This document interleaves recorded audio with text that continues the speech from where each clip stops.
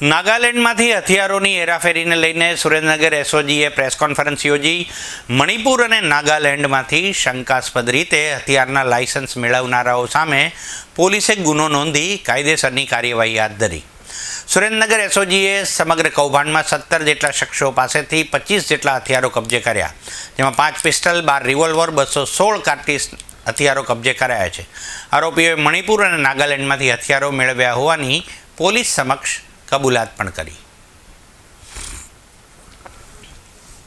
અંદર જે લોકોનો ગુનાહિત ઇતિહાસ હોય અથવા તો અન્ય કારણોસર જેને હથિયાર પરવાના મેળવવા માટે લાયક નથી એવી વ્યક્તિઓએ બહારના રાજ્યોની અંદરથી કોઈ પણ પુરાવો રજૂ કરી અને હથિયાર પરવાના મેળવેલ હોય એવી એક હકીકત એસઓજી શાખાને મળેલી હતી, જેના આધારે આપણે વિગતો મેળવતા કુલ 25 હથિયારો આપણે રિકવર કરેલા હતા કે જેમાં 17 વ્યક્તિઓ આ પરવાના મેળવેલા હતા, જેમાં 8 વ્યક્તિઓ પાસે 2 હથિયારો હતા અને 9 વ્યક્તિઓ પાસે સિંગલ હથિયાર હતા.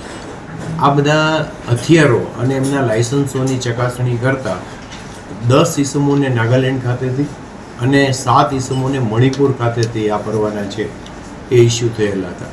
આ તમામ પરવાના છે એમના યુનિક આઈડેન્ટિફિકેશન નંબરની પણ ચકાસણી કરવામાં આવી.